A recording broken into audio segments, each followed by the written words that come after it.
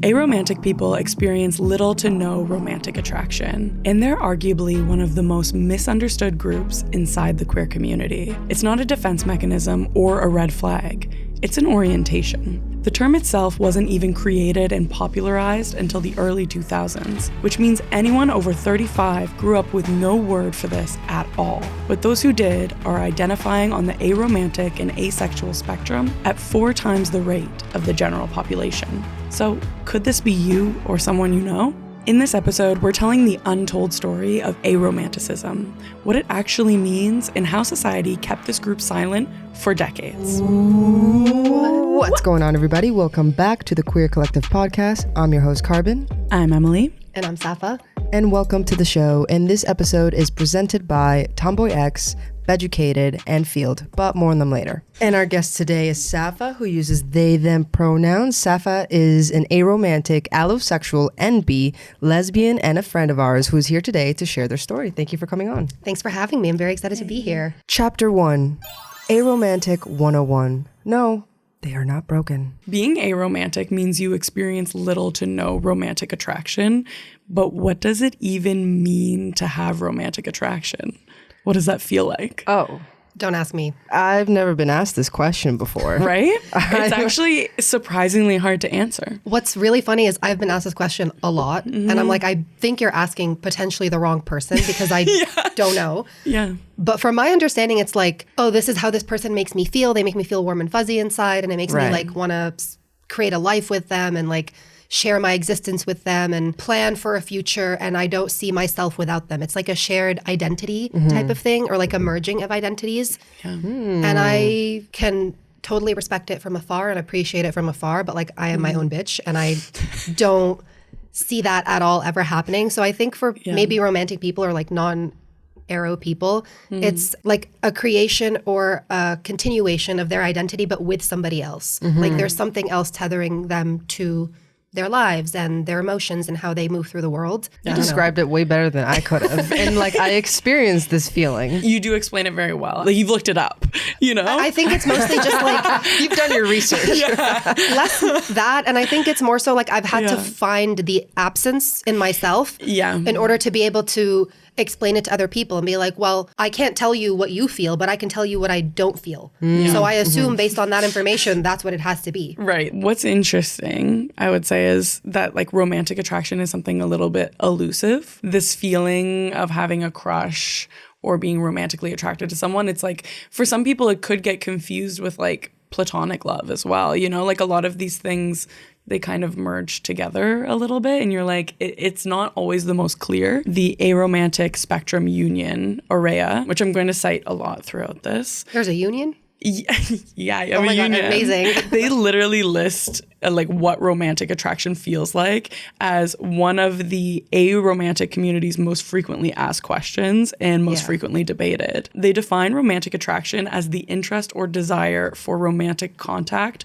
or interaction with a particular person. This feels like a circular definition, though. Yeah, You know what I mean? that's not a definition. If you're defining the thing with the word, that's not a definition. What does it feel like to you? For me, it does typically feel like the person I have like romantic feelings for or a crush on is like I'm constantly thinking about them and I want to be near them. I get like more excited for an interaction with them than I would with anyone else.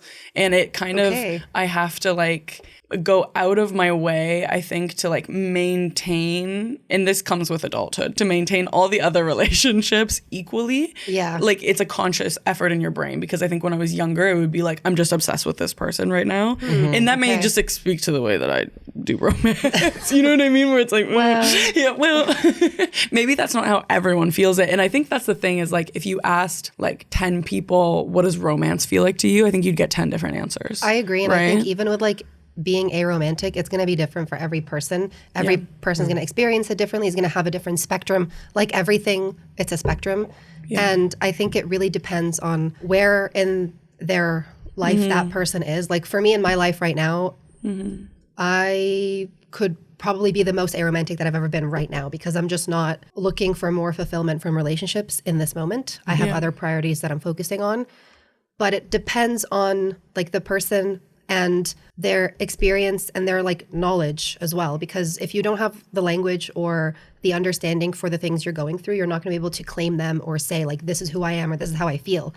So it's a spectrum. It's also like a vibe, depending on what is going on in your life. It's an elusive vibe. Yeah, because it is going to be different for everyone. And it also can change. Like in one relationship or one dynamic, the levels can change. And it can go from being maybe more romantic to less or the other way around. Like it's not quantifiable. So it's very difficult to put like a definition or a measurement or a like definitive statement to something that is completely subjective and also can change even within that subjectiveness. Yeah. And I would also say it's tough. Like I think some of my relationships, now that I've like really poured a lot into my friendships, I can have somewhat similar feelings with my friends that I do with a romantic partner. Like the lines blur a little bit. Like I do like long for their company. I do feel really comfortable when they're around. I feel like we do romantic gestures for each other. I think for me, that's part of my understanding of being aromantic is there is no difference for me. Like whether I'm sleeping with somebody or they're my friend, like the like relationship is the same. It's just I'm sleeping with some of them and I'm not sleeping with the others. Like there's no like how you were explaining you want to see that person more or you're more like investing like more of your time and more of yourself in that relationship. I'm sure I have done it in the past before somebody calls me out. I'm sure it's happened in the past, but I don't think that's intentional and that's not something that I like enjoy doing. Like for me, it's all of the people in my life get for the most part, the same commitment or investment from me. And they feel the same to me. Like a friend that I haven't seen in 6 years is still a friend to me. A friend that I'm sleeping with is still a friend to me. Like there's no hierarchy. Right. And they're the same in terms of like who they are to me. Obviously there's levels in friendship because I have like some friends that I'm much closer to. But with the people I'm sleeping with, that's not the case. And that's not the thing that's going to make you develop a hierarchy. It's more so like the people who are investing more in your life and being connected with you, maybe people that you're sharing more like intimacy in terms of like knowledge of what's going on in your life. But for me, intimacy can be different. Like sexual intimacy is just sex. Like that's not, for me, it's like you're really a valuable person in my life if I'm sharing my like struggles and my stressors and like my, like the emotional intimacy is the part that makes you an important person to me in my life. Sex is just sex. I can understand how a lot of other people will quantify or understand like their romance with how they invest their time in other people. But for me, in terms of the platonic or not platonic, like the lines are always blurred because it's the same. And it doesn't change depending on if I'm sleeping with someone or not. It is interesting. Very different for me. Just like, no, but like vastly different. Like Explain. So for me, I'm also demisexual. Okay. So it's quite the opposite feeling for me when it comes to sex. Like for me, sex is not sex. For me, sex is something that I give somebody once they've like earned my trust and like value and like the intimacy. Like that to me is the intimacy part. Like, yes, I can share my woes with somebody, like a friend, but like I'm not going to share like my body with them, because to me that's the most vulnerable thing. That makes sense personally.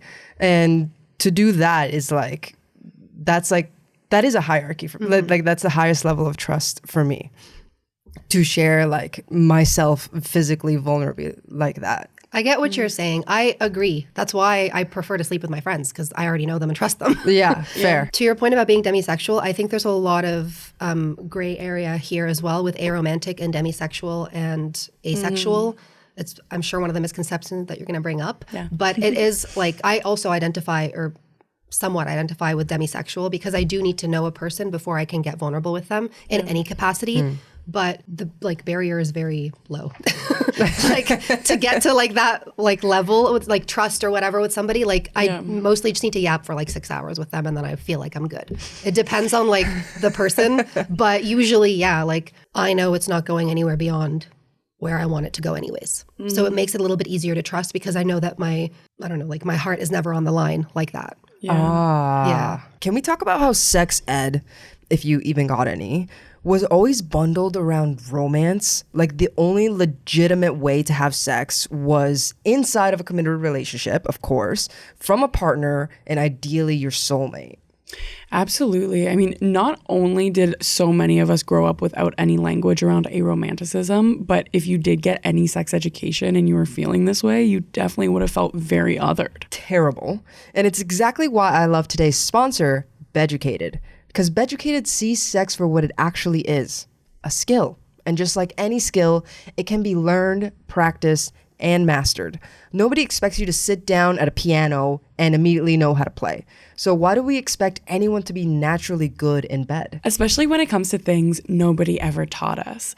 Beducated has over 150 online courses created by the world's top experts. Video tutorials, practical exercises, everything from self-pleasure to kink, all in one place.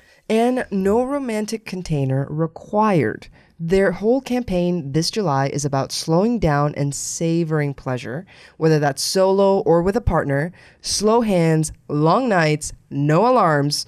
Give your body or somebody else's your full, unhurried attention. It's backed by experts, it's educational, and most importantly, it's hot. It all starts with a 5-minute quiz that builds you a personal roadmap to a slower, more pleasurable sex life.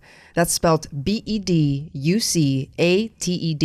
Click our personalized link in the show notes and take the quiz to get started. And for the days when nothing fits, not physically, not spiritually, not genderly, the National Film Board has just dropped a hilarious and heartwarming series on this called In the Closet. And it's basically exploring that feeling, but in a way that's actually healing. Hosted and directed by Adonis Charlie, who fully commits to the bit by literally getting in the closet with 6 of their NB besties. We're talking DJ Mausner, Shelazan LaRue, Amanda Cordner, Meg McKay, Ben D'Souza. These are all comedians, writers, drag performers, and you know that they're getting up to some hilarious shit. They swap clothes, unpack identity, overshare, God bless, and somehow make you cry and laugh in under 12 minutes per episode. They get into all kinds of important fashion and identity topics, such as how does one dress mask sleeves, and what is the ultimate femme top? Spoiler alert, it's a blazer. Expect queer joy, chosen family, and lots of, yes, actually, I do look hot in this outfit. Catch all 6 episodes on the NFB's YouTube channel and stand along. Go watch In the Closet now or after this episode. I mean, stay here, but go watch it afterwards. I heard someone describe it in a really interesting way on an aromantic thread. This was another allo-sexual aromantic. And they said sex feels like going out for a nice dinner with someone. You would rather do it with someone that you like hanging out with and you know. Right. But you can enjoy dinner with anyone, but you're going to enjoy it more with a friend because you like to do other things together. I don't know. You can not enjoy dinner. You can not enjoy dinner with a friend too. Yeah. I think for me, it depends. It also depends fully on the person.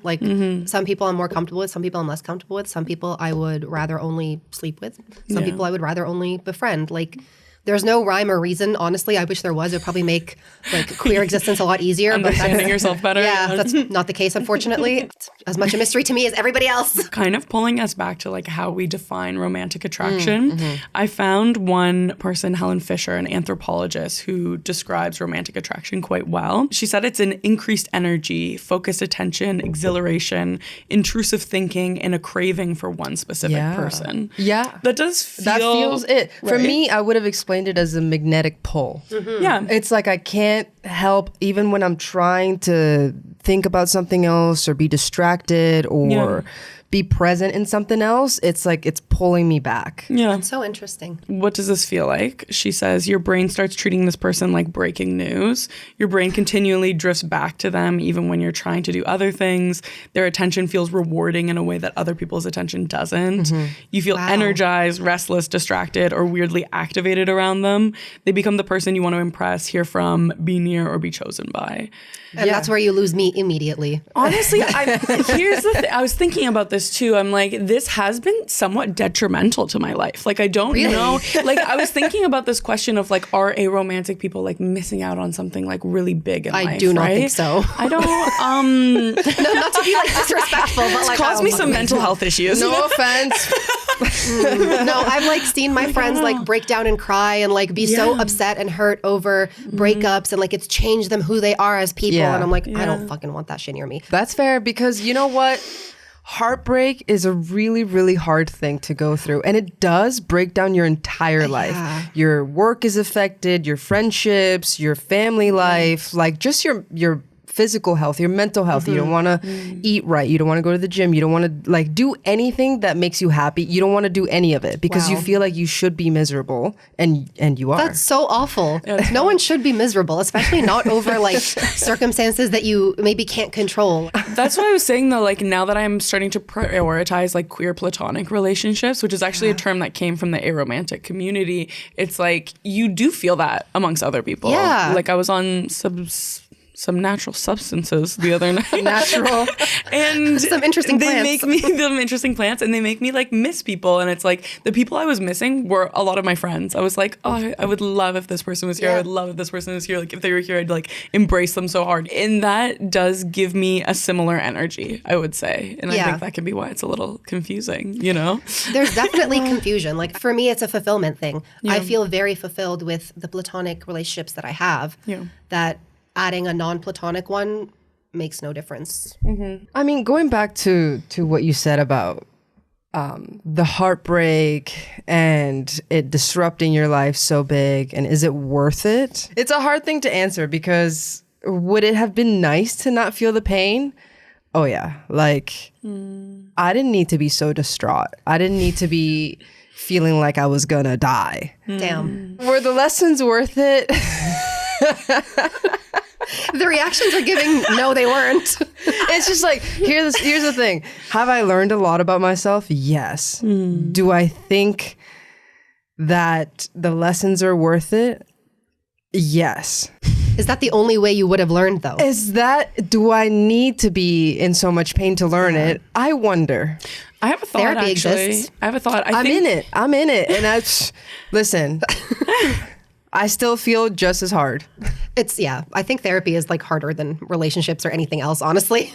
Your relationship with yourself is the hardest, always. Yeah, I do have a takeaway here, though, on that. I think what is interesting is what a lot of us come to after this really big heartbreak is the conclusion that a lot of aromantic people have already reached, which is to prioritize platonic friendships, yourself and platonic friendships. And it's like not to put romantic love at the center, because when you do that, your whole world feels like it's exploding. That's what people do on their first love often. Their first few loves maybe is like you put that person at the center, and then when that inevitably explodes, sorry, it's just the odds, you feel so distraught because your whole life is like exploded. This is also a testament to like cultural practices. Yeah. I did not come from a family who like prioritized romance, and there was no like priority to fall in love and get married growing up in my family. It was always a priority to yourself. Focus on yourself, focus on your happiness, on your success. The rest comes when it comes. Is that just a testament to your parents, or is that like a cultural expectation? Both. Yeah. I think it's mostly within my parents and my family dynamic, but also like culturally where I'm from, it's not that serious. Like you're still expected as a girl or a woman, or especially like to end up married with children. But like, it's not weird if you get divorced a couple times, if you don't have kids, if you choose your career. Like there's people who do that, and they're being not. a divorcee, kind of cunty. Actually, it's really funny because like my culture, divorce is pretty normal, like common. And as I'm coming from a Muslim country, like I think it's one of the few Muslim countries that are really like, yay, divorce. Really? Yeah, we like divorce. What if you just can't help it?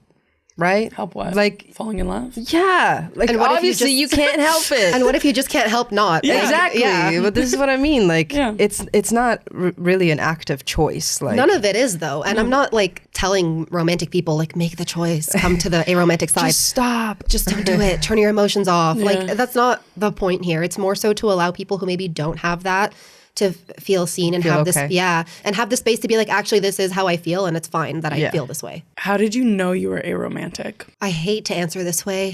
Fucking BuzzFeed. Really? Yeah. What? Fucking BuzzFeed quizzes. Like, I hate those things. Goddamn, but they really did help a lot because it gave me the language to like take up the space, I guess. Yeah. Growing up, I would see my friends like have crushes on boys and be like, oh, I'm dating this guy. And they'd be like, well, who do you like? And I'm like, oh, I'll close my eyes and pick one. I don't care.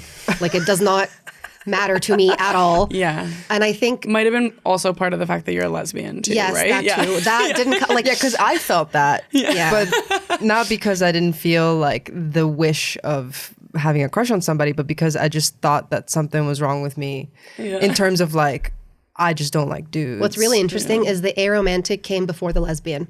I knew I was aromantic before I knew I was a lesbian. Interesting. Because I always knew that there was, and this is not how I feel, this is the terminology that I'm using, but I always felt there was something missing, that I was like missing something, that something was wrong with me. Heavy quotes on all of that, like not true.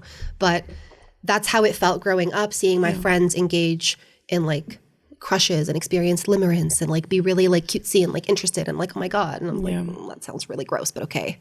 For you, I guess. And that like continuous experience growing up well into my adulthood, like even coming out as a lesbian, that not changing really cemented that. Like I thought it would originally. I was like, oh, now that I've eliminated men from the equation, like I'll start to feel that romance that everyone's talking about. I'll start to really get into the lesbian pining of it all. Didn't happen. The yearning. Really? Did not happen.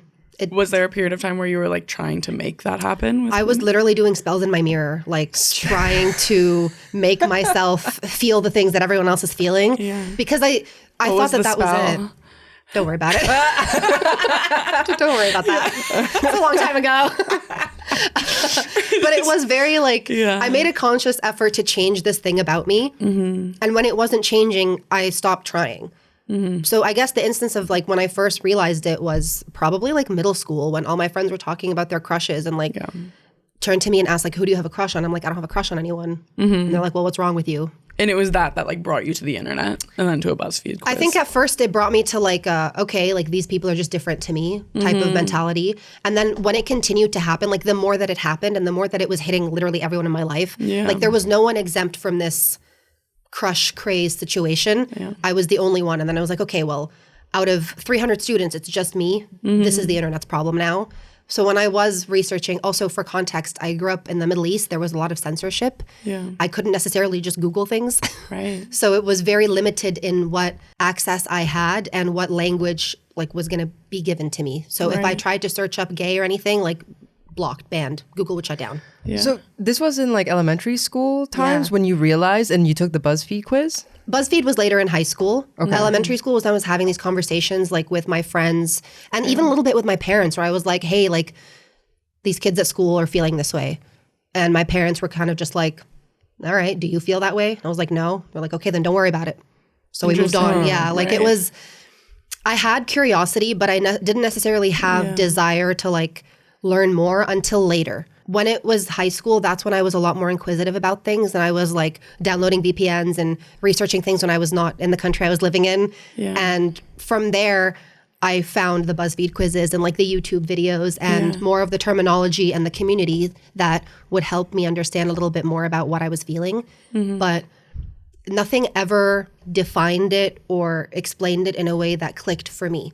It was always still personal to me, subjective to me, and I still seem to be experiencing things differently than how I was seeing them around me. And I think that is actually very like an important thing to look at because so much media is like pointing you towards these romantic experiences, like all of these Disney movies, like rom-coms. Almost every single movie that you watch has some kind of like love story element to it. And I think that's part of how like I realized early on that it wasn't for me. It's not clicking. Because I could see it everywhere in all the media I consumed. Like it was all around me and it still wasn't garnering much interest. So it's kind of easier to make that assumption when you can see the emphasis all around you and you still don't feel that way. I don't know. I feel like it's an easy enough assumption to make to be like, actually, not for me. Okay, so there's no scientific diagnostic criteria for being aromantic, and there's no single aromantic experience. Like you said, like while the BuzzFeed quiz helped you, like there is no like BuzzFeed quiz of like there's no like nothing in the DSM-5, for example. You can't take a test. There's no, except when you do, and except then when it's you accurate. do and it works. But I think the point of the test I think was mostly to give like the language and the space examples. Like to give examples and not even that, to like normalize it outside of my own brain. That's what the BuzzFeed quizzes did, was like for sure give me examples of people who may also experience similar things. It didn't necessarily be like you are aromantic. It was more so like consider this. It's not even consider this. It was like, hey, like this is a thing that exists. And that's what I think I needed because at that point when I was taking these quizzes, I was like, okay, so there's something medically wrong with me that I need to fix. Right. And that's what drew me to like the internet and asking those questions. there is nothing medically wrong with me. I mean, there is, but not that. So I don't think that was the point. Well, I think what you're finding is that there are common threads between Ace and Aro people. And there's things that like the community members have found and researchers have found. So what it is that you've perhaps have never had a crush or only had a small handful, and dating, if you've tried it, didn't feel meaningfully different from a close friendship. Yeah. You relate to that? Retweet, yeah. Check. Retweet. Yeah. I don't have Twitter either, but retweet, yeah. You don't spend time fantasizing about a current or hypothetical romantic partner, and you don't feel like you're missing out by being single. Yeah, exactly. Heavy on all of that. The next one is pursuing a romantic relationship feels more like fulfilling an obligation than something you're enthusiastic about. Oh, shit. Yeah, and you're kind of just like going through the motions. It's just like something I feel like I have to do, not something I necessarily want to do. Not Does it feel like a burden or? Not necessarily a burden. It just like feels like, okay, this is the next step in the game of life, and this is something I have to do. Like what kinds of things? Dating, quote unquote, in like the traditional sense of like you either go on an app or you like find a person in a club or in an event you're at, and you do the steps of dating. Like you get their information, you go out to dinner, and then you go out to like the whole courtship of it all. I'm like, I need maybe 10% of that, and then I'm 10% of courtship. Yeah, let's talk at the event we're at. I'm not really into the apps, but I enjoy Field. Yeah, genuinely. But like, I'm not really into the rest of the apps. Plug. Actually. Been on there for a while. I really do like Field. Here's what I want every aromantic person listening to hear before we bust a single myth. Your identity is not a problem or something to be negotiated. You've just been dating on apps designed around an assumption that you don't share, that everyone's endgame is romance. This is exactly why we love dating on Field. That's FEELD. And they're a sponsor of today's video and a dating app for the curious. On Field, your desires go right on your profile. Aromantic, friends with benefits, relationship anarchy, kink, cuddling, friendship, being a brat. So everyone knows exactly where everyone stands. You can put it in writing that you're not seeking romance and match with people who are into exactly that. No mixed signals up in here. No decoding, no performing. Nobody on Field writes their profile like a job application. People write whole university essays in their bios about what they're actually looking for. And honestly, it works. When the norm is saying what you want, you find exactly what you're seeking. And while Field isn't just a queer app, it's very much a queer app. It's built by and for the community with over 40 gender and sexual identities. 40% of members identify as something other than straight. And in an age where dating apps create hurdles to finding your people, Field is built different. They don't guide your desires. The only person who can determine what you like is you.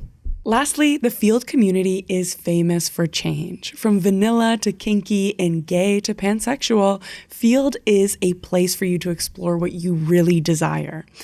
And it's ad-free, completely independent, and full of curious, playful, open-minded people. So if you're ready to date off script, download Field today. That's FEELD on the App Store or Google Play. It's more so that I'm like, I just need to get to the point where like there's a connection with somebody and like some form of established trust, and I can like vouch that they're not things that I don't want them to be. Yeah. And then I can move on. Like I can be like, okay, like we can go have sex now. It's fine. Like, this is good enough for me. You and me. We're good. Yeah. Let's go. Let's go. Yeah. Because for me, that seems like the end result that everyone wants anyways. Yeah. Like, really? I mean, that's what I've been told as much anyways. It's like, well, if we're just going on dates to fuck, then why are we going on dates? Let's just fuck. Like, if that's the end result, if that's what you ultimately want. That's the way you say it. Yeah. Okay. See, I can't even possibly imagine getting to that point so quickly, because for me, I'm like, if we're gonna end up having sex, then I need to trust that. Like, I don't know. You need the romantic connection. I need, but the thing is that the sex for me is like not the end goal. It's just like a product of like having built so much trust. But it is the end goal for me, because there's no going beyond that. Yeah, there's nothing that's after fair. that. Like there's not that much before and there's not much after. Yeah. Obviously, like friendship, sure, but we were going to be friends anyways, because if I think somebody is interesting and I want them in my life, then I'm going to do my part to make them a friend and to make them feel like they're my friend. But if they want something more, the most they're going to get out of me is sex. And if they're not interested in that, then okay, that's cool. Like it doesn't need to be the end all be all, but that's like, you're either getting me as a platonic friend or me as a friend with benefits. Yeah. There's no other options here. Yeah. And if you want other options, sorry. They don't exist. Yeah. What are the major differences for you between like a really good friendship and somebody who expects like romance? Because friendships can also be very romantic. I think it's how they want me to prioritize them in my life. That's the main difference.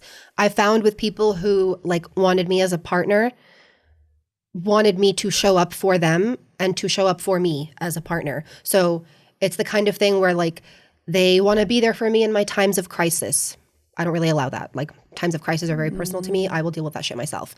Or they want me to support them in ways that maybe I don't feel comfortable supporting them. Like, I don't know, hanging out with their families or like going to something that is what I would consider more intimate than I'm comfortable with. Those are things that I can understand and have respect and appreciation for. They're just not something that I'm going to fulfill. Like if you want that out of someone, you should find it out of someone else. It's not going to be from me. Yeah. I also think that it's more responsibility, and it's a responsibility that I cannot take on and will not fulfill. I find that when people want a relationship, they expect certain things that I have no interest in giving them. Right. I'm not going to fulfill those needs. I don't want to, and I won't be good at it. So why are we setting each other up for failure? Yeah. So just a question, like for the hypothetical example of like wanting to meet someone's parents, like would you meet a friend's parents, for example? Yeah. Yeah. And like, is the difference between like not wanting to meet the parents of someone you're like sleeping with and also friends with, I guess, is the difference there that you just like are worried of that expectation that could be created? Yeah. Because now the parents are thinking, oh, maybe this is somebody that's going to be in my kid's life, or like, I don't want to be put in that box anyways. Yeah. And if I'm meeting my like friend's parents, that's different. I'm meeting my friend's parents. We're friends. I'm going to be in their lives as a friend anyways. But if I'm meeting like a play partner's parents, like it's a little weird. I do really inappropriate things with your child. Maybe we should not be meeting. Yeah, I feel that. I think that ties into like the next sign, which is you have trouble telling the difference between platonic affection and romantic affection. They just don't feel like separate categories to you. Do you agree with that? Like the romantic and... I agree to a certain extent. I think there are some things that are inherently romantic and some things that are not. Like I was gonna pull up examples and I was like, no wait, I do that with my friends. But I mean, maybe that does kind of show that you have trouble telling the difference, because I feel like I've seen in our friendship that you do things that seem romantic sometimes. You know what I mean? But I do those for all of my friends. Like that's what I mean, though. Yeah. Give me an example. Like, what would you? I think like asking someone out to the movies and like paying for tickets, or like showing up with like dinner for someone, or like making someone like dessert or something like specifically. You know what I mean? Like the dessert was gonna get brought up. Those seem like really nice all very romantic specific gestures. things that you've done. Yeah. You know, and like. I don't know. I can understand how those are seen as romantic gestures. I really can. But like, ask any of our gaggle of gays. I do that for all of our friends. Gaggle of gays. Yeah.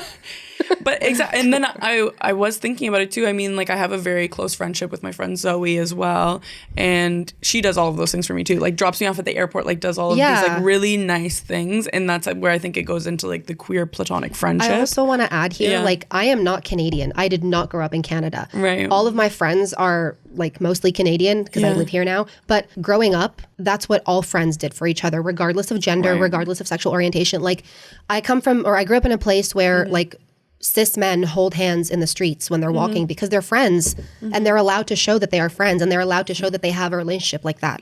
Right. I come from a culture where like there's more of an emphasis on community. like you pay for your friends when you go out to eat. If I invite somebody out, I'm the one who's going to pay for dinner. If I want to do the thing, I'm the one who's going to pay for it. Like it's not coming from a place of I want to woo this person and I'm not trying to court someone. This is how I know how to be a friend. Yeah. And it is cultural, but it's also like how I choose to show up for my friends. Yeah. I wouldn't necessarily, this sounds bad, but I wouldn't necessarily do that with somebody that I just want to sleep with. Like if I'm just sleeping with somebody, like I'm not doing all that to like try to woo them like that. Because it's going to be like a quick little, like I'm here and then I'm gone. But with my friends, I'm like, no, like I'm invested in our relationship and the time that we spend together. Yeah. So I'm going to put more effort in. That does make sense. Yeah. And I think also that speaks to the stereotype, which we'll get to later, of like aromantic people being like cold and uncaring, because that's one thing. It's like you often call yourself like a heartless I do call myself a heartless bitch. Yeah. I don't see that though. You know what I mean? Everyone like I see you as one of the most caring people that I know. I do have a misconception of myself because of this. Like I do consider myself quite like heartless and emotionless. Yeah. I think because I don't have the like romancy feelings maybe that I consider myself that way, but like I am very caring for my friends and I do show up for them in like very loving, potentially romantic ways. The next piece that I really want to emphasize is that aromanticism shows up differently from person to person. So Safa's experience may not 100% resonate with like what you're feeling right now behind the computer screen. I see you. The gay people in my phone may be feeling differently. In my phone. Yeah, you may be feeling differently. Being aromantic means experiencing little to no romantic attraction, but that says nothing about whether someone wants sex, partnership, affection, or solitude. So it's like the way that you want to structure your life and like how much connection you want with people could be totally different from someone who's listening right now. You could also be fully in like a monogamous committed relationship and be completely aromantic. Totally. Like there's no limitations or restrictions or like guidelines on how to do it and how to like exist as an aromantic person. You can live a whole picket white fence dog and 2.2 kids, whatever the fuck you want to do. Like all of that can happen and you can still identify as aromantic, and it doesn't isolate or like define you as one thing. It's just kind of a piece of the puzzle of who we are as people as we put it together. Yeah. And I think that also may be part of the reason why aromantics have like slid under the radar for so long, is like you are able to like kind of fit into this narrative. It probably feels like a performance. A lot of society feels like a performance. But like a lot of people are able to do it. And I think even like being single or like not having a crush, like you said, like your parents were like, oh, it's not a big deal. Like if you don't have a crush, then just move on. Right? So it's if like you do have a crush, just move on. It doesn't like ring a lot of alarm bells for people.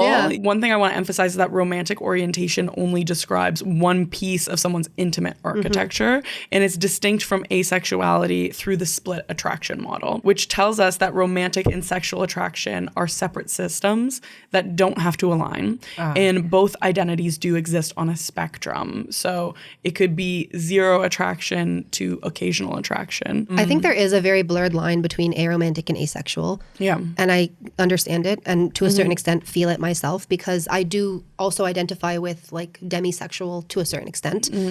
But I don't think like two things can be true at once, and also none of it could be true. Like it really just kind of depends. I know someone who is completely aromantic and completely asexual. Yeah. Like 100% completely sex repulsed and also like relationship repulsed. Like they don't want anything to do with people ever anyways. Yeah. So it like there's no one way to live it, and also because you feel one way doesn't mean that you can't feel another. And I think that that's one of the stereotypes about aromanticism is you are aromantic but also a million other things. You could just be aromantic and nothing else. Yeah.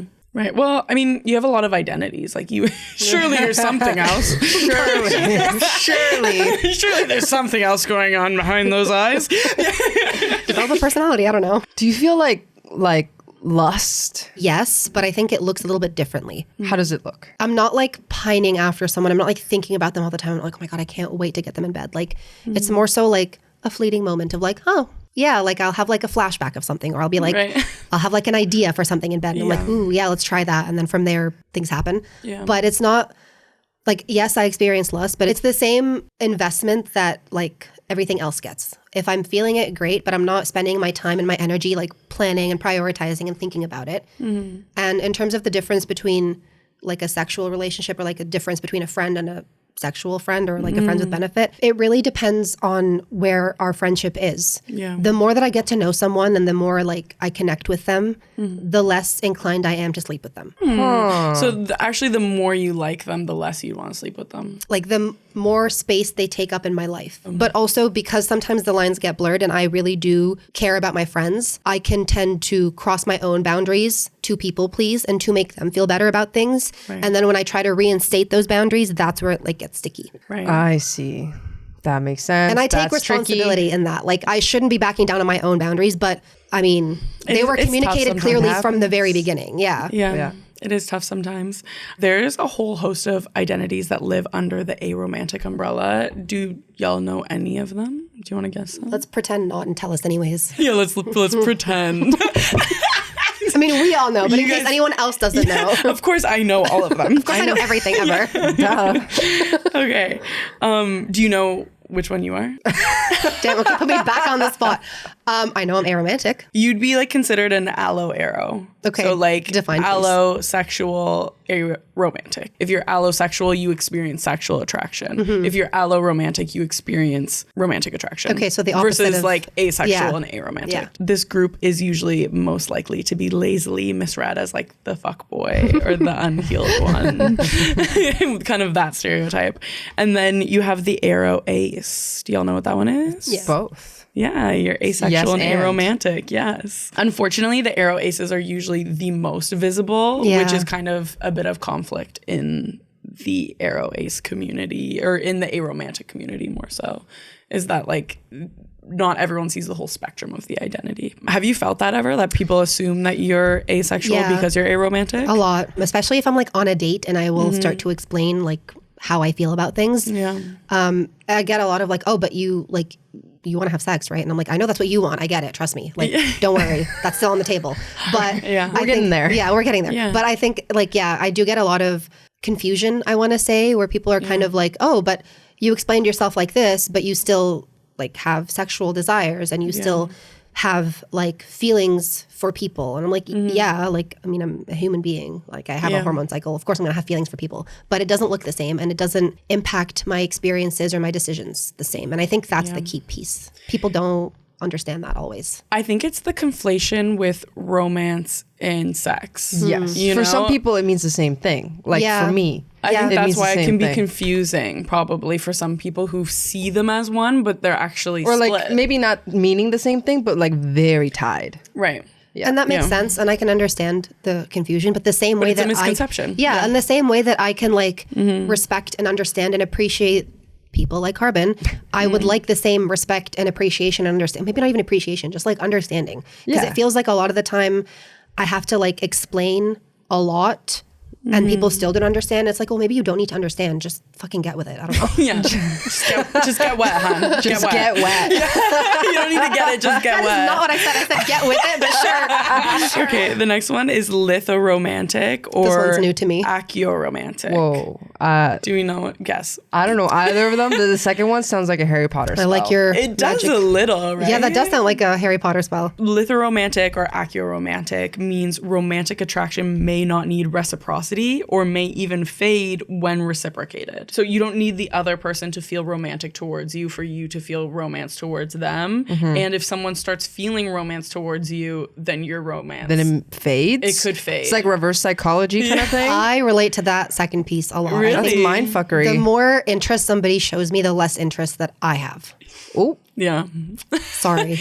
well. Probably potentially because it freaks you out because you don't want all of these things that are associated Yeah, I think with it's, that. and this has happened mostly like in recent years where I will notice that somebody is seemingly more interested, especially seemingly more interested in like a non-platonic way or like a relationship-y way.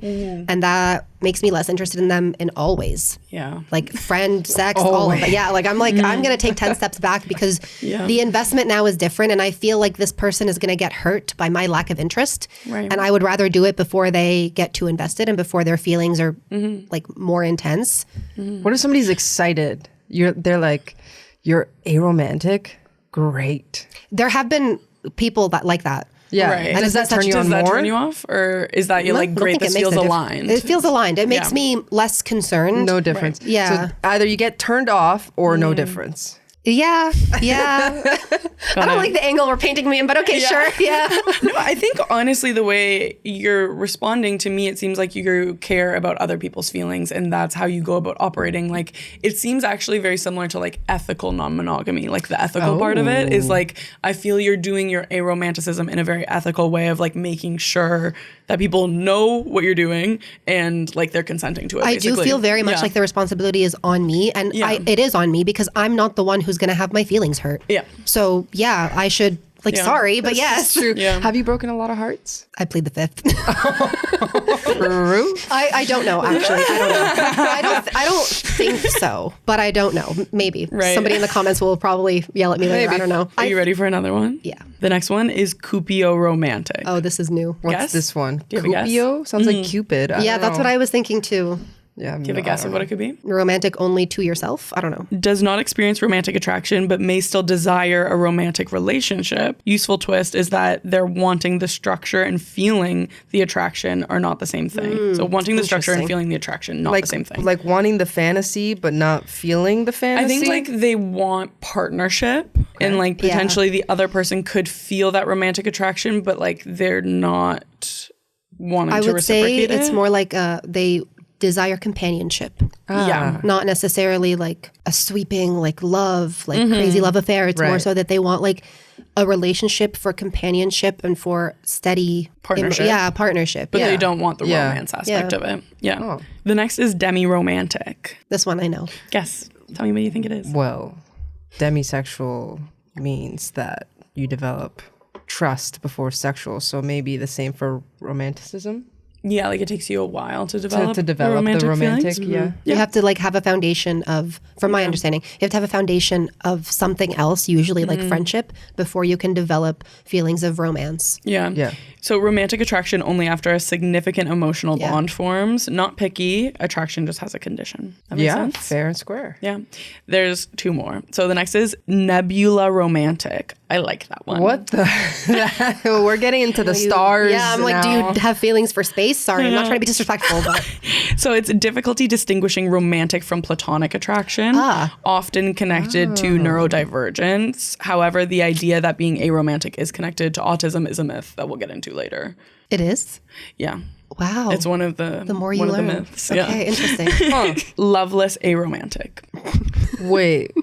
Like Sounds so rude. Damn. that's Yeah. loveless aromantic because it's like you don't experience love at all for anyone, even if it's maybe. family. My understanding would be that it's like somebody who doesn't require or want like feelings generally. Yeah. It's someone who rejects, does not relate to, or does not experience love as a personally meaningful framework. Yeah. This is important because but arrows still love can throw loveless arrows under the bus. So it's not necessarily a bad thing that you don't experience love or don't want love. Like you're not prioritizing it at the center of your world. It's just like maybe part of your orientation. Some people are like super, super solitary. Like they don't have friends. They don't have like community. They don't have people that they involve in their lives. And that's by choice. And that's, there's nothing wrong with them. Do They're you just, experience love? yeah. Yeah. Like I love my friends. I love my family. I love my dog. I love myself. Yeah. Like I do experience love. I just don't think that I experience love in a way that is outside of, or not outside of, in a way that merges my identity with somebody else's. Yeah. Makes Like total sense. I am still me in Yeah. all of the ways that I experience and share my love. It makes total sense. Chapter 2. The Mystery. How society kept aromantics silent and misunderstood. Let's get into it. Tell me, how was I silenced? Let me get to it. People who feel little to no romantic attraction have surely existed across all of human history. So why didn't the term aromantic exist before the 2000s? Do we have any guesses? Don't look at my sheet. No cheating. My guess would be like, there was no need. There technically still is no need. Someone's You going to think hate there's that. no need? No, I think there is need. Someone's going to hate that. I think there is a need for like having a sense of identity, but I don't think that it's like impacting the way the world moves. Let's be real. Like, yeah, of course I care about my identities and I care about my community, but like the world around me does not give a flying fuck. Yeah, beats me.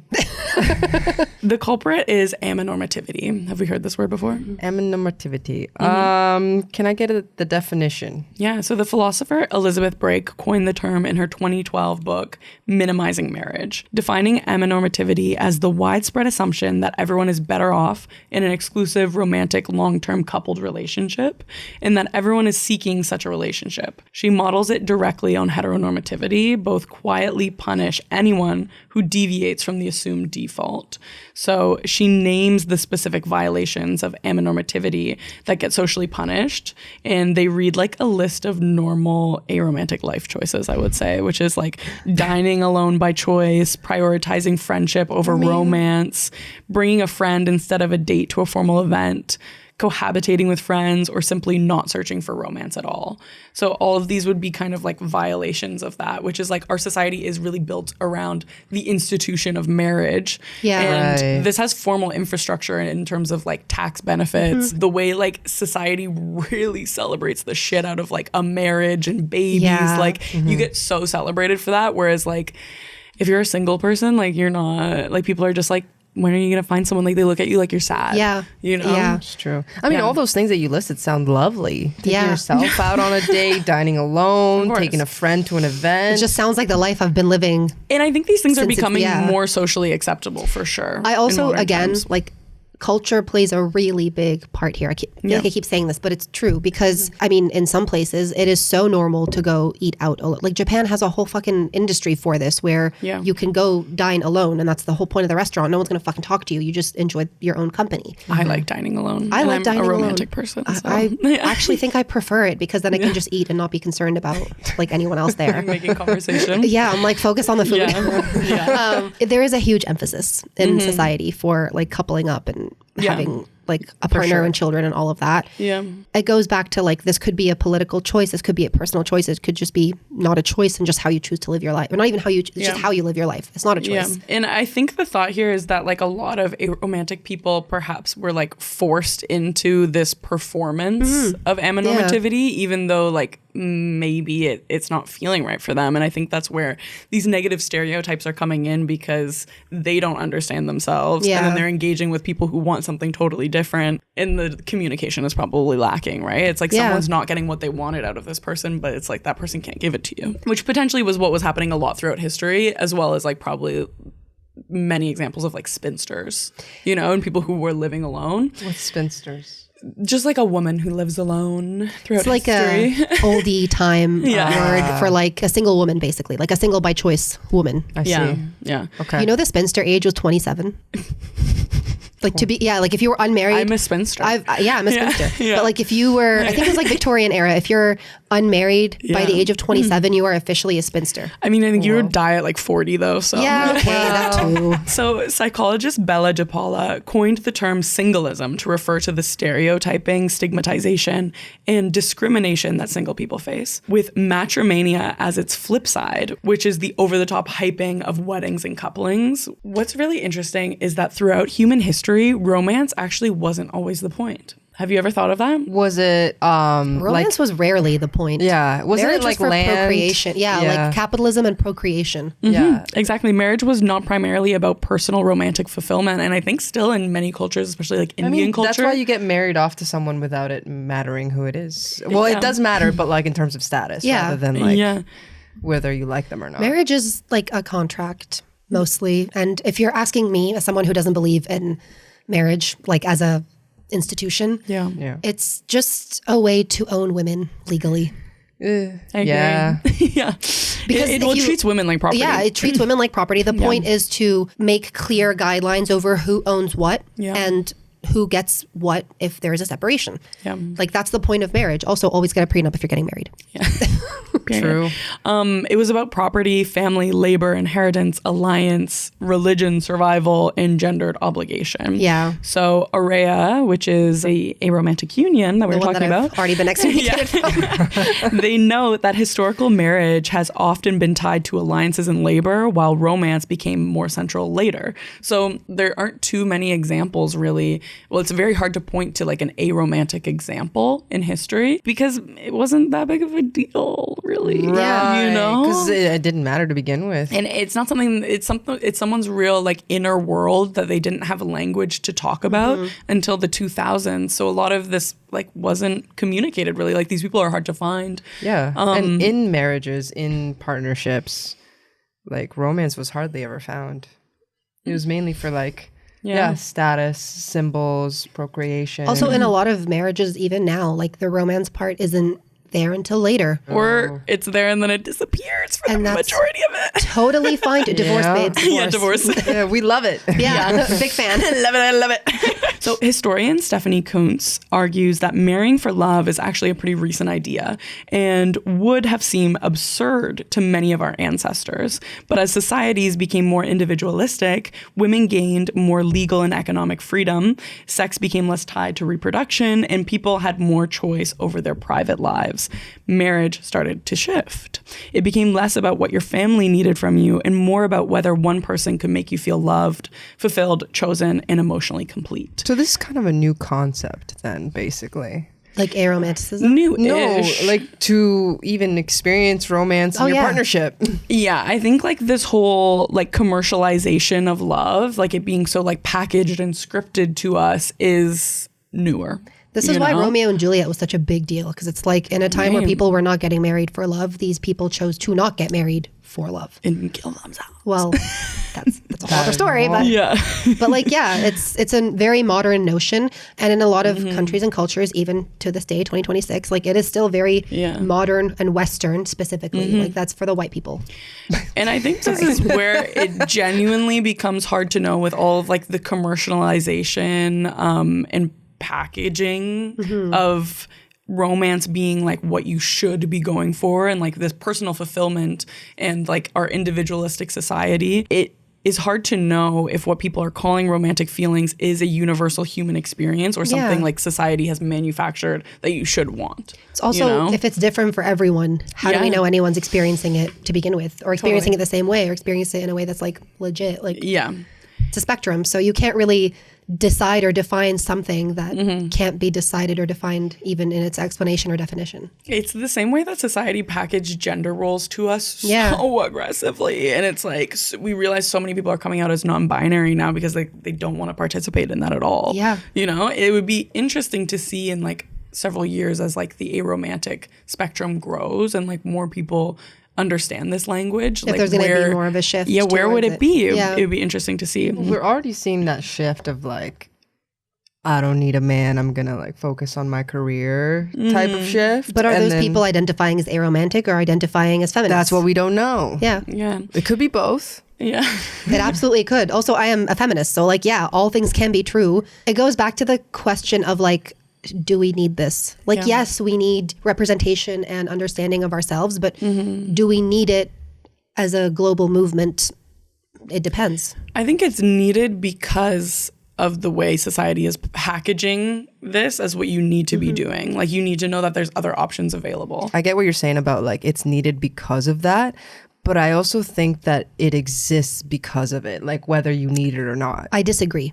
I think it exists anyways. I think aromanticism is present in humans outside of what the cultural requirements are. Like, I think if the cultural requirement was to not get married and have kids, I think aromantic people would still exist and like still have maybe a smaller voice in the larger community because there's not that many of us, like statistically. It's like the question of nature versus nurture. Like, I am of the belief that it is both, but mostly nature, because even when even growing up in an environment where all things should have led me towards wanting like a husband and 2.2 kids. That's not the case. What's with the 0.2? That's the stat. That's the stat. That's the like average. For the population to continue progressing, you need to have 2.2 children. So once romance became the correct reason to marry, not feeling romantic attraction became easier to misread as a personal failure instead of a valid way to live your life and an orientation. So then why is it so hard to find aromantic people in history? When we look back at historical records, we can find people who refused marriage, resisted romance, joined convents, and built untraditional support systems, right? Like, there's so many examples of this. But historical aromanticism is kind of tricky. They surely existed just like all other forms of queerness, but the language didn't exist, which makes it very hard to label someone retroactively or try to guess what was going on in their inner world. Yeah, it's like non-binary. Yeah. Like we see all of these like potential examples of people that could have been non-binary before, but we'll never know. And there's going to be a lot of other people who are like, well, that could have just been a tomboy. That could have just been someone who was a feminist. This could have been someone who rejected gender norms, and it's like, yeah, there Like there's all of these could ofs. We can't talk to this person. We can't know their inner world. But we do have some historical examples that I could share with you. And you can let me know what you think. Okay. Right. So as the deciding factor, I will let you know. Yeah. As the authority figure here. Not the authority figure. So one of our most compelling examples is Louisa May Alcott, who you may know as the author of Little Women. Yeah. Oh. So she was born in 1832, never married, and she wrote one of the clearest historical spinster lines that you could really imagine. So in her journal, after seeing her sister marry, she wrote, "Very sweet and pretty, but I'd rather be a free spinster and paddle my own canoe." I'd rather be a spinster and paddle my own canoe. In 1868, she was really that girl. Honestly, the blueprint. And you know what the modern version is of paddling your own canoe? What's that? Dressing for yourself, which brings us to today's sponsor, Tomboy X. Oh. Tomboy X is queer founded, queer run, and queer designed. And believe me, you can tell. And they're not telling you who to be either. 12 different silhouettes in 3 different fabrics. Everything from thongs to boy shorts to 9-inch briefs in sizes extra small through 6X. Whoever you are, however you present, they've got to fit. It's the most comfortable underwear I've ever owned. Not itchy, nothing digging in. You generally forget you're wearing anything. Plus, every bra they make is 100% wire-free. Your headphones are wireless, your internet is wireless, your bra should be too. And when you spend money with Tomboy X, you can feel good about it. They're B Corp certified, which is the highest level standard of social and environmental accountability and transparency. Best of all, they have a love at first wear guarantee. If these aren't the most comfortable underwear you've ever worn, they'll either get you a pair that is or give you your money back. No questions asked. So if you're ready to paddle your own canoe into some premium underwear, head to tomboyx.com and use code QUEER15 for 15% off at checkout and tell them that Queer Collective sent you. Real quick, if you want to stay up to date with current queer news and hot topics presented by queer journalists, we actually have the perfect podcast for you. It's called This News Is So Gay. Hey, podcast listeners, I'm Ken Schneck, host of This News Is So Gay. This News Is So Gay is a weekly roundtable where LGBTQ+ journalists discuss issues at the forefront of national dialogue. We're covering hot-button queer news like healthcare and athletic bans for trans youth, defunding of federal HIV and AIDS programs, and general threats to queer public life. Think Meet the Press, but gayer. New episodes of This News Is So Gay drop every Wednesday morning. Find us on your favorite podcasting app. And the thing was, being anti-marriage isn't something that she was subtle about either. No, she was very much not subtle about it. You know this, yeah? I'm a big fan. Yeah. So PBS notes that Alcott also complained that girls kept asking who the Little Women characters were going to marry, as if that was the only end and aim of a woman's life. Yes. Funnily enough, this is one of my favorite books, and I have enjoyed every movie iteration of the books as well. But yeah, like a big... because we studied this book in my English class in high school as well. Yeah. And one of the big questions was always like, oh, like, who are they going to marry? Who are they going to marry? And I was always like, who the fuck cares? That's not the point. Yeah. Like, marriage is so far beyond the point of these characters and beyond the point of these women's lives. Like, there's so much more to them than their potential partner. Yeah. And it pissed me off so much. It still does piss me off so much that this is such a huge, like, topic within this book. Yeah. Because clearly you're not reading the fucking book if that's your only question at the end of it. Like, who are they marrying? Yeah. Duh. Read the book again. 100%. Do we think that she was aromantic? Sounds like there's an inclination here. I think she was definitely a feminist. Yeah. And I think that she was trying to push the needle of what women can be and what women should be, especially young women, and especially young women in their relationships with the world around them and their relationships with each other. Yeah. The key points of Little Women is their relationships with each other and how that becomes impacted with the world around them. Do I think that the author is an aromantic person or was an aromantic person? I think definitely could have been. Would be great to have her on the podcast. Maybe get into some seancing, figure that out. But I think that it's... Well, do you know any? Like, you were You're doing the one spells that's casting before. spells, yeah. I don't fuck with that kind of thing. Sorry. It's the same argument that we can have, or, oh, was this person trans? We don't know. Yeah. We can use modern clues to make assumptions. I would say that, yes, she could have been. And I don't think she would have argued against aromanticism. Yeah. But in terms of Little Women, I think the point was to expand on feminine relationships and like what women could be. I have a second and older historical example, which is the self-combing women who were from parts of South China. So specifically Canton and Pearl River Delta. So some women here chose not to marry and marked that choice through a self-combing ceremony. Herrera specifically notes that self-combing women wore their hair like married women. So they like, I think that's the part of it, to signal that they were unavailable. You know, so like your hairstyle would signal like what role you were in society, right? And that this practice was used by women who did not wish to marry or have romantic/sexual partnerships. While Herrera uses this as a historical example of potential aromanticism, it's also possible that it was a cover for lesbianism or even a feminist choice, because a lot of these women had their own economic opportunities in silk work. So it was an opportunity for independence outside of patriarchy. They were earning their own money. We don't know. We can't know. Yeah.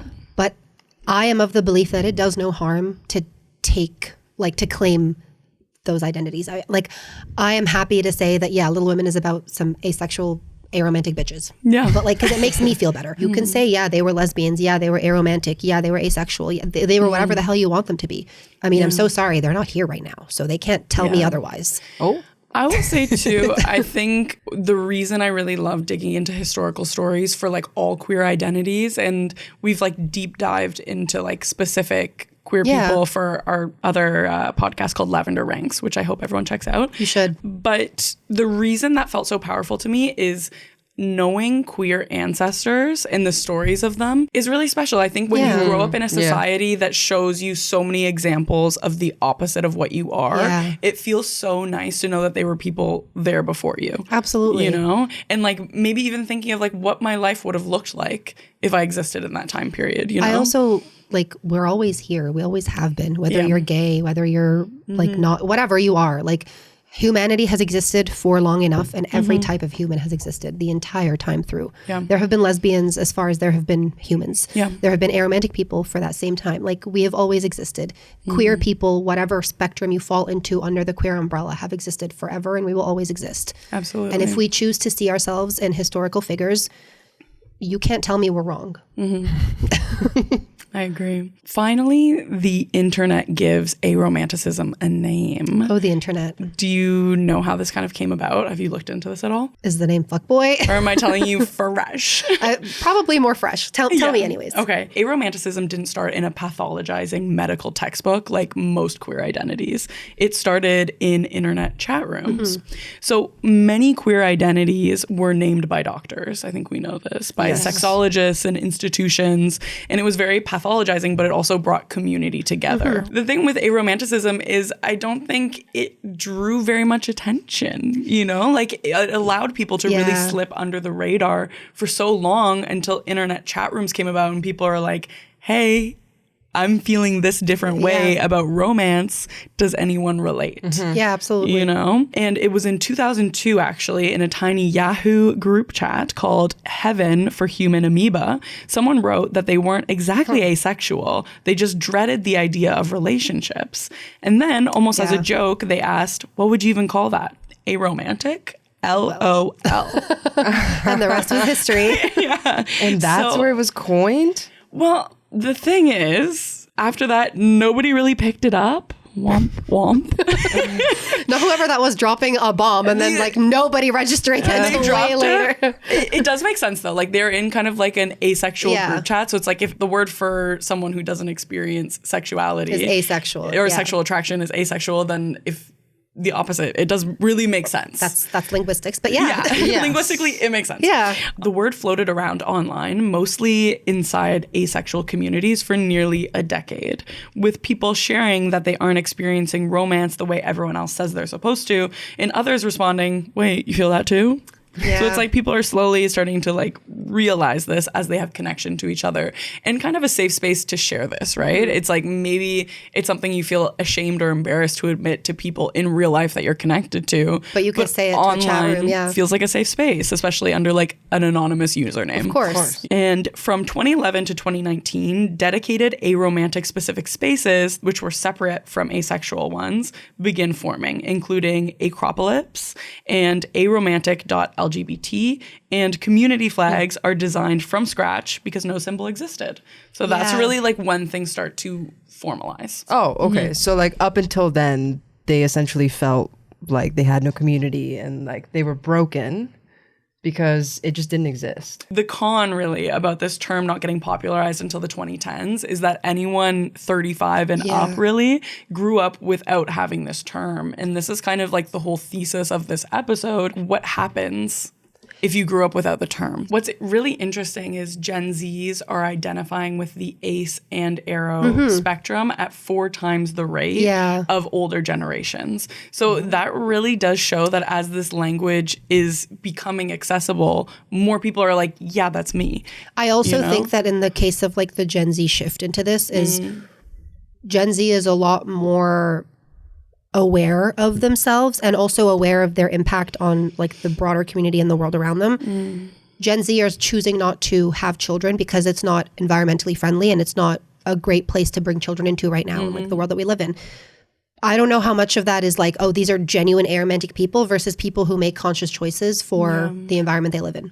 I'm not discounting like the likelihood of people being aromantic. Like, please join the aromantic side. That's not my point here, but I think that it's also like a cultural and environmental shift. I mean, you grew up with the term somewhat accessible to you, right?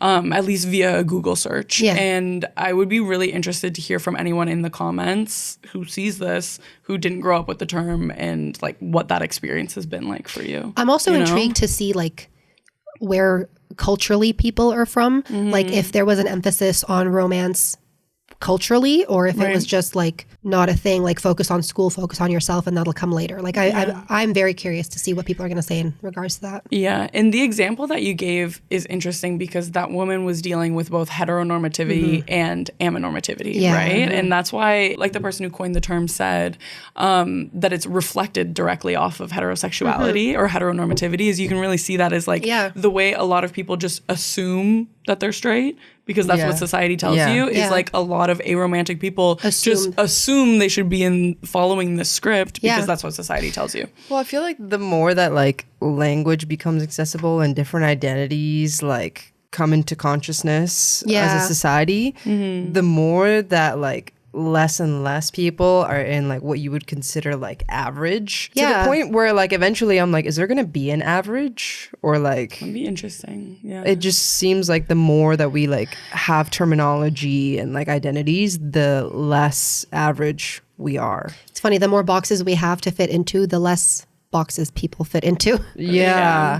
Conservatives are really trying to bring the box back. We love a box. They have conferences right now trying to convince people to have more babies than they can afford. So not cool. Why did it take until the internet for aromantic people to get a word? This is not my opinion. This is just like a theory. I think it's because it's not as politically impactful as some of the other queer movements we've had, like the feminist movement, the gay rights movement. They're inclusive of aromanticism. I think there's like 4 main reasons why we didn't get a word, really. I think the first is Amatonormativity from philosopher Elizabeth Brake, which society is built on very aggressive assumption that everybody wants romance, everybody needs romance, and everyone is supposed to end up with a central romantic couple. And like we were saying, how heteronormativity forced a lot of probably like lesbians and gay men into these heterosexual relationships, the force of amatonormativity probably forced a lot of aromantic people into these relationships that didn't actually resonate for them. And beyond that, the idea of sex and romance have been fused historically. So Allo-Aro people expose one of society's biggest moral panics, which is sex without romance. So the organization TAP interviews individuals that are like Allo and Aro, and it shows that people can desire sexual activity without wanting romance. and how much explanation this requires. You know, like it requires a lot of conversation with people because people expect them to be fused. Absolutely. Right? And they like, it feels very like unethical or wrong to some people. Like my first dates take like 7 hours because 3 of them are me explaining.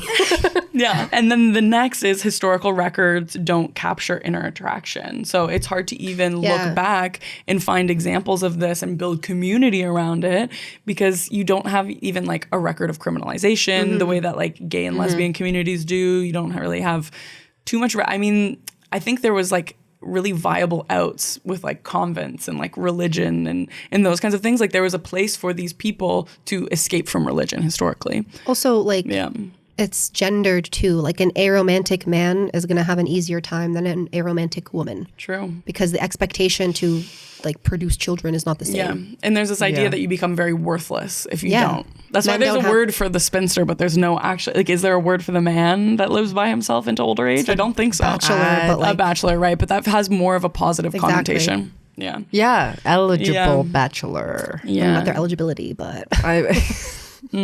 Still, every chance you get, you're just... You know what? I've been very respectful, actually. I've got a lot worse up here that I am not saying. My last point here is actually kind of a question I want to pose for you guys. And I'd like to see if you agree if this is like one of the reasons that aromantic people didn't get a word. But I'm wondering... Does the queer community's mantra of love is love accidentally leave aromantic people behind? Interesting. Someone's going to be angry in the comments, I'm sure. No, in my opinion. Oh, you don't think so? Yeah, because the way I experience aromanticism is not devoid of love. Like we've established this. I love very deeply. I love my friends. I love my family. I love myself. My love looks different and that's okay. And that's included and allowed and welcome. It should be welcome in the queer community. Like that should be fine. It shouldn't be an issue. Yeah. I don't think it's exclusionary. What about like loveless aromantics that are like also like lesbians or like gay? Love or lack of love is still love. Like, I don't know. I think it's... Okay, that's not going to make me very popular. Like this whole like, oh, you have to create an identity for everything and like everyone must be included. Relax. Yes, we do need to create space for everybody, but creating a mantra like love is not inherently exclusionary. Put your big pants on, like you're fine, I promise. It's not going to hurt your feelings. It's okay. It's not from a place of harm. It's fine. And if you have a better suggestion, please put it in the comments. Right. By all means. Don't complain without a new suggestion. Yeah. I mean, okay, so Aro activist Yasmin Benoit, have you heard of her? Sure. She argues that queer acceptance is often built around proving that our love is valid and worthy of protection. And yes, queer love is real and beautiful, but the problem is not every queer person experiences romantic love. So when we use romance as the main evidence of why queer people deserve rights, then aromantic people get pushed to the edge of the conversation is what they're saying. Interesting. Yeah. I understand that, and I'm not like against that argument. I just think there are bigger fish to fry. Like they feel victimized by their identities or they feel victimized by the larger community because there is not like a loud and proud, like aromantic something. Right. And I understand that, but I cannot relate. Like I have always been the representation I've wanted to see. I've been that for myself and I've been that for other people in my community. So I can't imagine a community of people who can't do that for themselves. If you have things that you want done and seen, do them. How do you feel about being aromantic? Like, have you ever felt like you're missing something, or have you ever felt othered? Do you love it? Yeah. I do now. I think when I was, first of all, when I was really young, I didn't care. Like I was simply unbothered. As I was maybe like in high school, early university, like under the age of 20, it was definitely a problem that I wanted to solve. Like I took it to my therapist being like, okay, so this trauma, asexuality, aromanticism, this trauma, this is the list of things we're solving together. And I no longer feel that way for sure. Like I don't think it's a problem to solve. And I don't think that it's like a diagnosis that you need to put on your chart and take with, like, it's just a thing. And it's as much of a thing as you choose to make it. Like for me, it's a part of my identity because I do move through the world and I do engage with people like sexually and platonically, and I want them to be aware of the expectations and not have have their feelings hurt because of how I am and things that I'm not going to change about myself. But it's not something that I think is broken or needs fixing or needs repair or needs to be changed. It used to be. It used to be something that I was like, I need a medication, like I need a pill to fix this. Right. I don't believe that that's the case anymore. And I don't think that that's the case for anyone. Like anyone who experiences aromanticism, you're good. How are you able to change the mindset?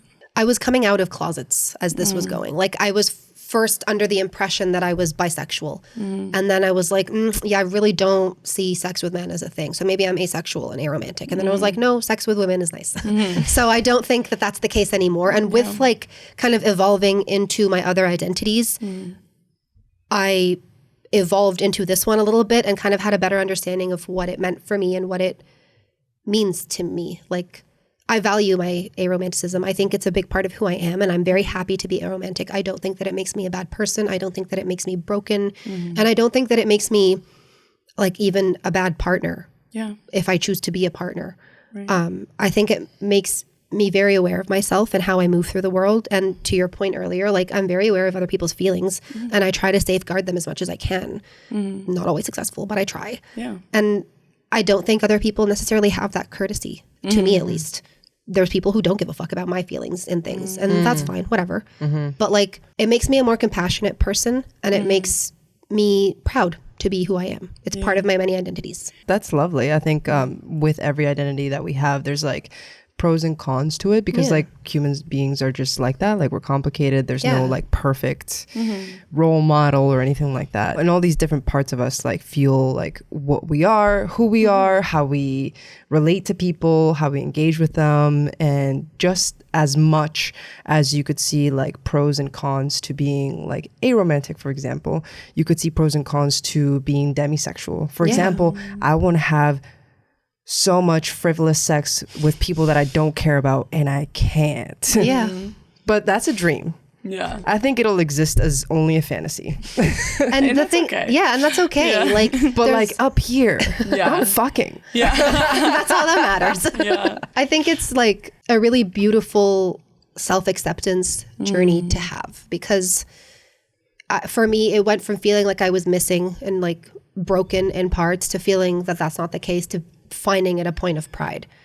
And that's nice. It's funny how different things, depending on your experience, can make you feel broken, because I have also felt broken for not being able to have like one night stands, for example. I also can't do that. Like I can't have one night stands. That's fair. But even so, like the requirement to get to like a sexual relation, it's like it's so much that it sometimes I wish I could shorten it, for sure. I think you should change your like framework. I don't think it's so much or too much, or I just think that it is the path that you are supposed to take. It just is. Chapter 3.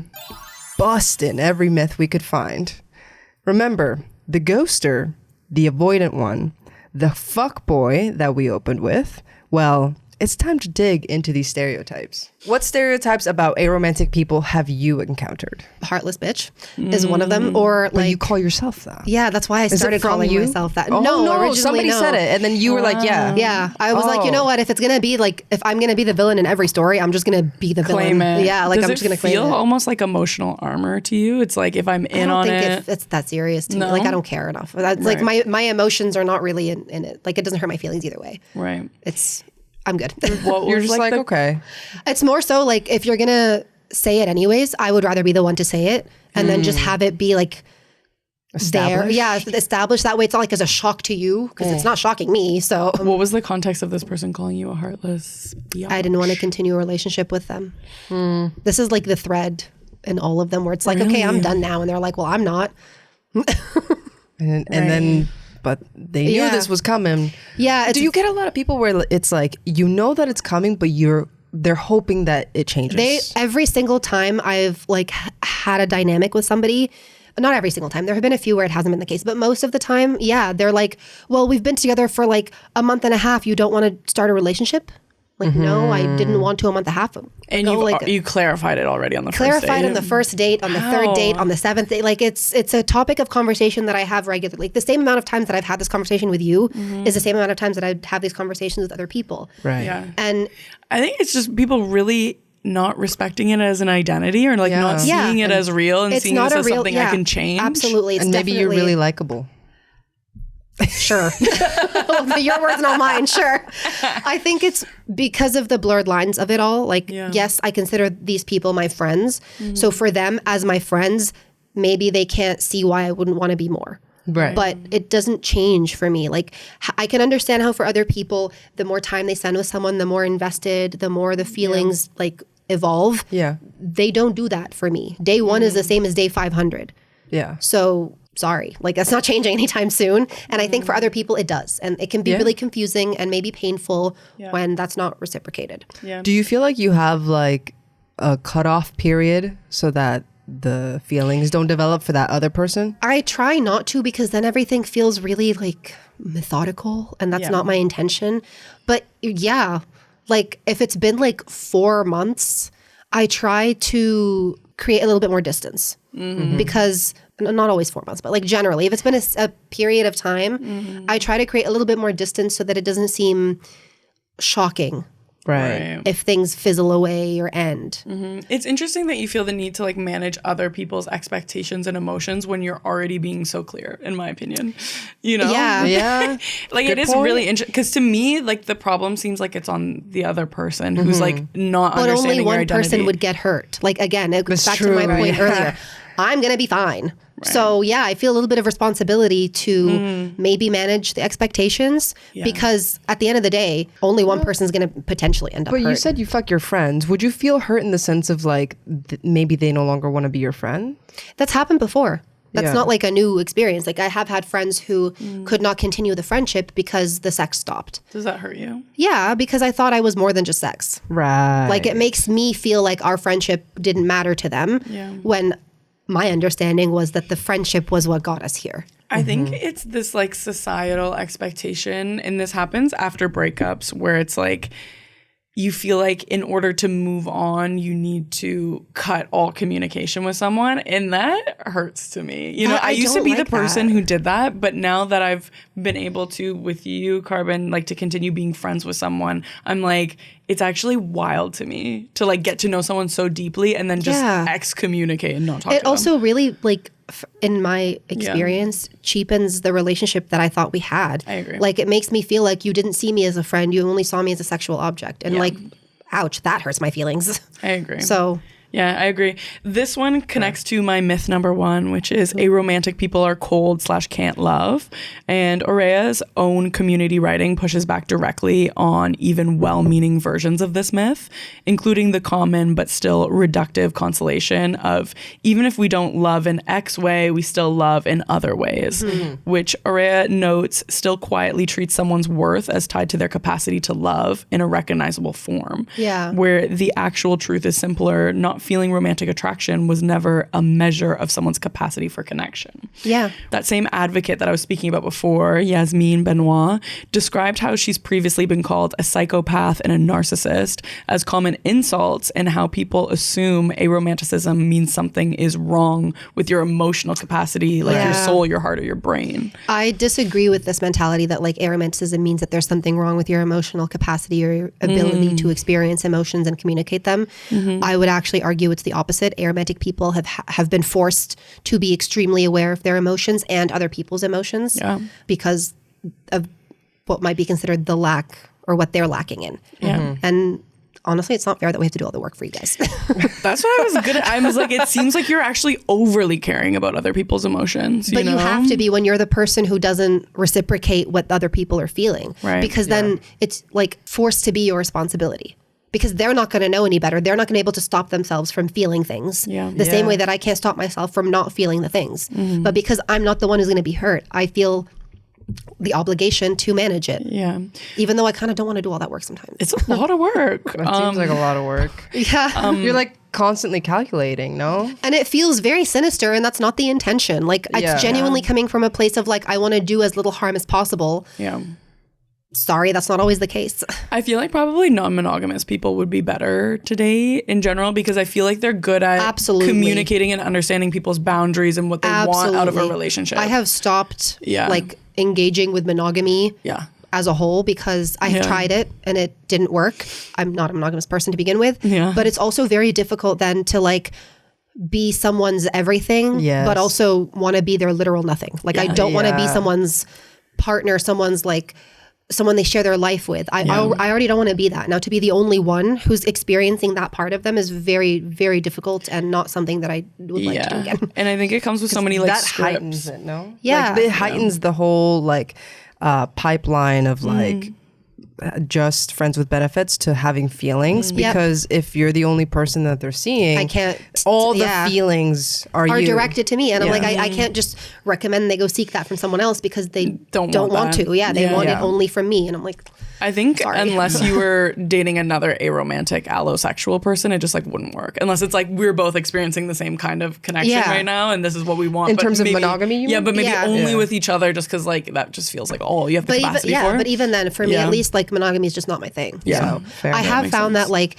in my experiences with being aromantic, it's been best when someone I'm like engaging with has another partner. Like they fully have their own partner or 3 or however many. Like there's other people. Because they have less expectations. Like needs are already being fulfilled. And then because my needs are fulfilled already and their needs are being fulfilled not just by me, but by all the other people in their lives. And it's like so much less pressure. Well, I've heard many people, even not just aromantics, like people who just prefer being like someone's secondary. Like they actually like hierarchical non-monogamy because they want to be the secondary. I've joked about this a lot. Tertiary? Like they just don't want the responsibility. I've joked about this a lot. Like I would make a great mistress. Yeah.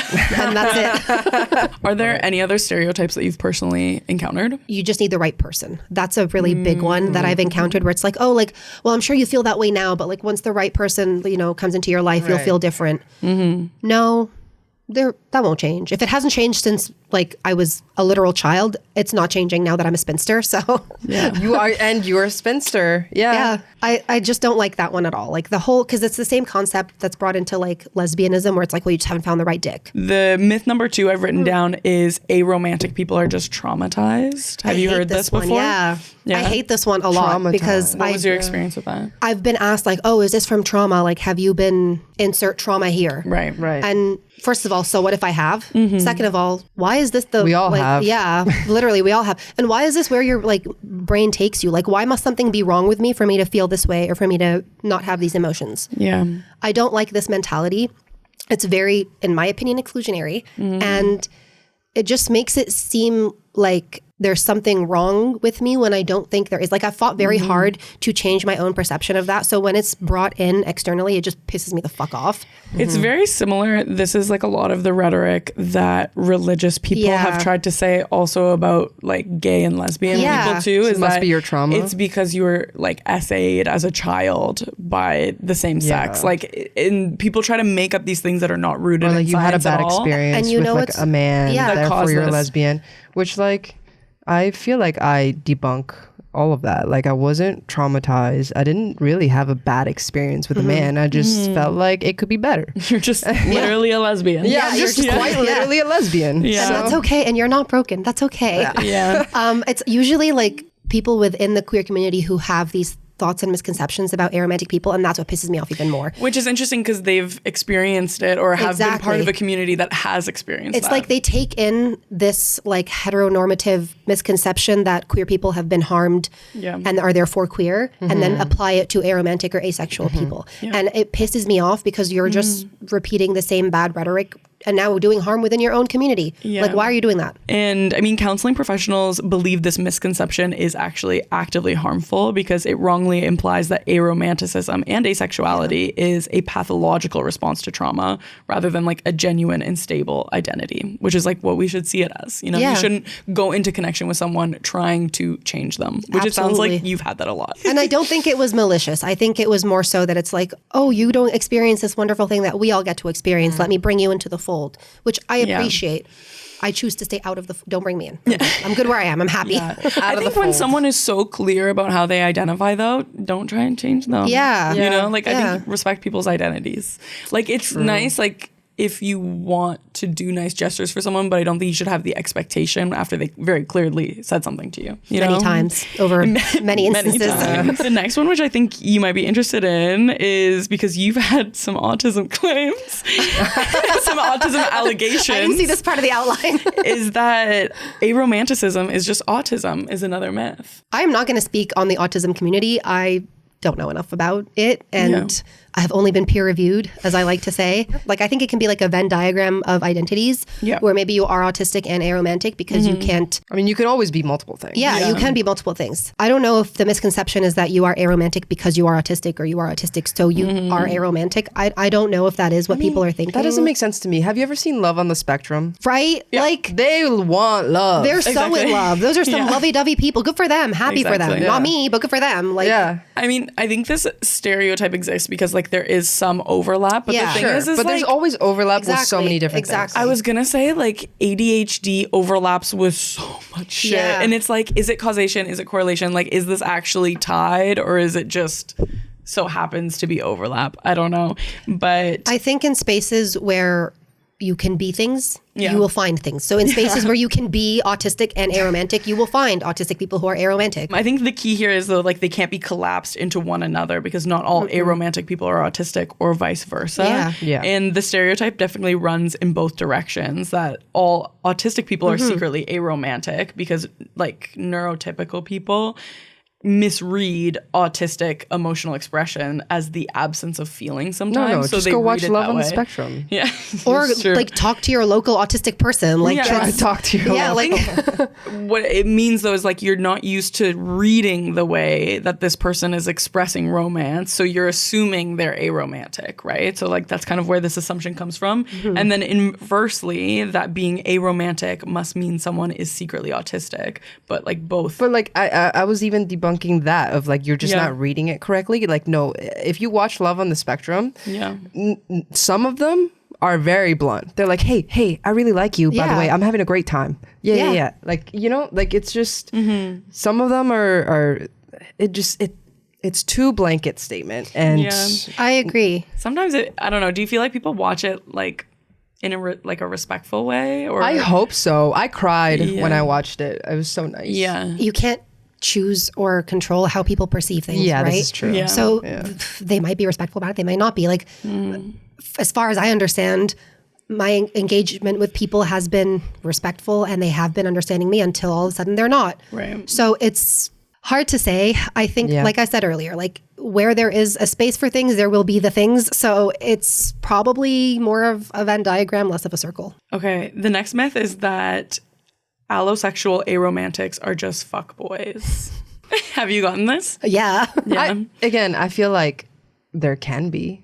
Yeah. I feel like you can be anything. You can be anything you want to be. Anything you want, you can do it. I can imagine that people who are not doing all of the like conversational work that you are doing could get the rep as being a fuckboy, right? Like, absolutely. And also, I was not doing all of the conversational work that I was doing when I first started out. Like, I absolutely was a fuckboy, and I'm sure that I have been in some people's books. Like, sorry, it is what it is. But I think it's tough when you don't understand, like, you're not experiencing the same type of emotion that another person is experiencing, so you don't know that you need to communicate it because you don't have that experience. Absolutely. Like, I did not know at 20 that I had to be this verbal about things. I just thought people would understand. Well, you've learned through trial and error, absolutely, right? Yeah, absolutely. And even beyond that, like, unfortunately, I've learned by hurting other people. Yeah. And knowing that that's not what I want to do. Like, I don't want to continue to hurt people, so I try to change things and not repeat the same mistakes. Yeah. Obviously, we're only just people, so like shit happens. Yeah. According to TAP, which is an aromantic advocacy group, the problem is not sex without romance, it's unclear expectations, coercion, or dishonesty. So this stereotype is actually documented in Yale sociologist Hannah Tessler's 2023 we research. made it to Yale. Oh my God. Yeah. It's official now. Which found that aromantic men specifically must reconcile stereotypes that intersect between gender and amatonormativity, such as being a fuckboy for not experiencing romantic attraction. And aromantic men get read as excessively masculine via the player/fuckboy trope. Which is the mirror image of asexual men being read as inadequately masculine. Kind of interesting, right? It's like your masculinity is tied to your sex drive, right? And like tied to romance. How does your masculinity tie to your like aromanticism? Right. So like a very manly person in our society is someone who like hooks up with a lot of women, right? Whereas the inverse, like for a woman, if a woman wants to do that, you're a slut. Yeah. Yes. Like it lowers your value, but for men, for some reason, it raises your value. Yeah. Right? Of course. Which is really frustrating. So it's like that is really tied to our society's vision of masculinity. Yeah. Right. Whereas, so you're more masculine. yeah, but someone who's asexual, like if you are growing up asexual and all of your friends are saying they have crushes, this is the girl, they all come together and they brag about who they hooked up with. Yeah. Sometimes they're lying. What's your kill count? If you aren't saying any of that, then you're really like ousted. You know what I mean? Like your masculinity is called into question. Ian Stobaugh wrote that Allo people are not automatically hypersexual, nor are we predators, and that in fact the Allo community has an ongoing internal conversation specifically about consent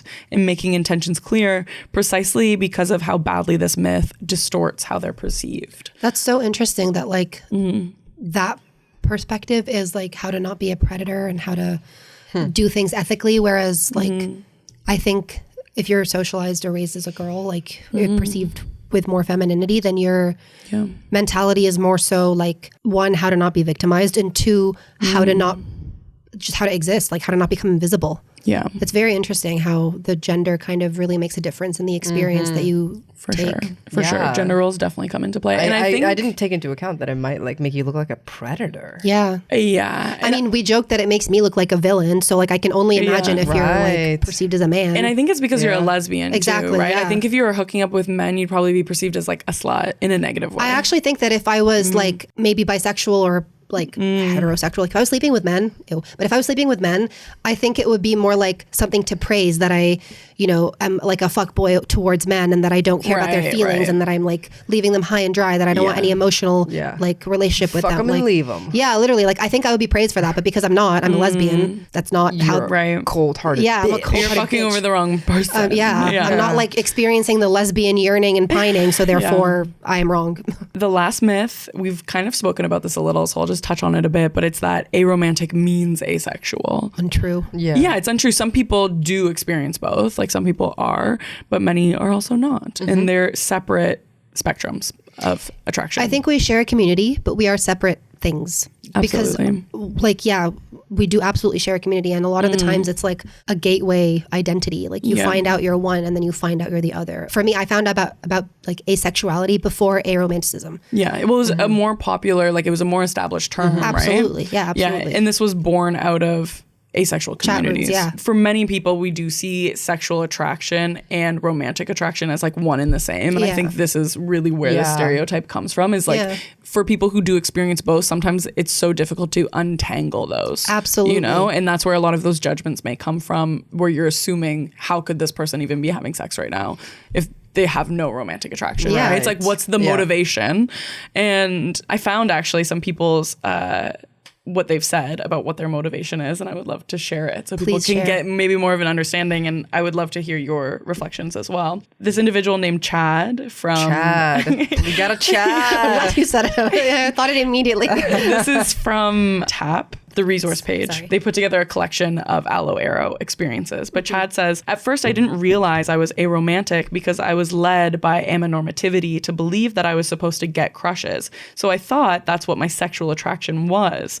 But when I realized I didn't want a romantic relationship and disentangled those expectations, the stark contrast of the obvious presence of my sexual attraction versus the lack of any other type of attraction was what first made my aromanticism identifiable to me. And then Chad comes back again and says, A-spec communities... Chad for the double. Chad has some good things to say. A-spec community spaces tend to feel very ace-focused, and Aro community spaces tend to feel Aro-ace-focused. So it's like there's no clear space often for aromantic people. I also often see ace-specific content tagged as ace-aro or put in aro-specific communities as if it's aro content, which is very alienating. Aro-allos are under-recognized and made to feel like a small, unwelcome minority.